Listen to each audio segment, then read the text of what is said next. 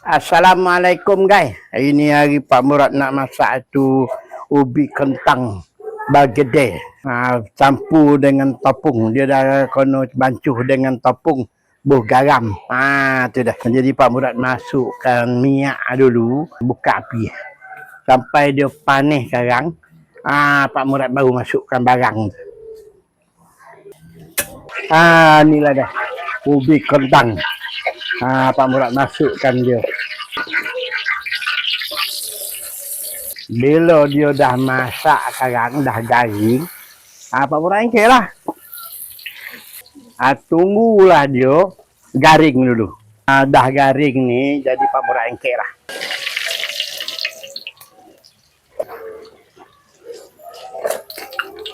Ya, Pak Murad nak masuk sini kan, nak buat tumbuk-tumbuk dia biar dia hancur kan. Kentang ni, biar dia hancur. Jadi kan bila dia dah hancur, Pak Murad masukkanlah telur. Barang-barang yang ada.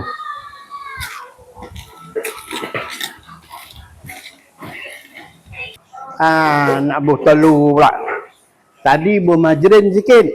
Nak ngancuran dia ni, Pak Murad buh majrin. Ni buh telur. Telur sebiji. Ni bawang putih sama bawang merah. Yang dah digoreng. Dikacau dulu. Ni bola daun bawang. Ni buh tepung sikit. Tepung jagung.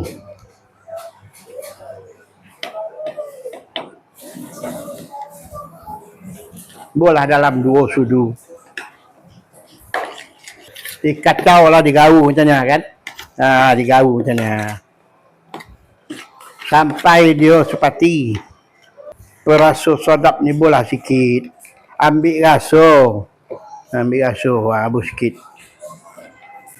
Lepas tu bola ni Pak Haji naik motor bola sikit.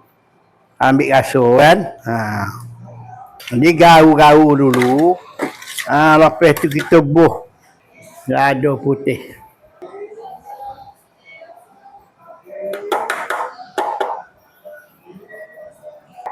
Sudahlah. Cukup rasa. Ambil rasa dia yang ada lada putih. Oh, silap cakap lada putih. Lada sulah. Lada sulah bola sikit. Dah umur dah macam ni. Dia lupa apa yang kita cakap tu.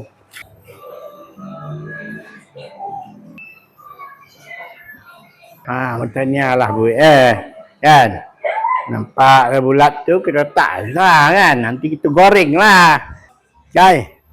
Ni Pak Murad nak goreng bagedeh. Minyak pun dah panas. Jadi Pak Murad goreng lah. Bagedeh ni. Tunggulah dia mengosik. Bila mengosik, sekarang Pak Murad angkit lah. Dah mengosik, jadi Pak Murad angkit lah.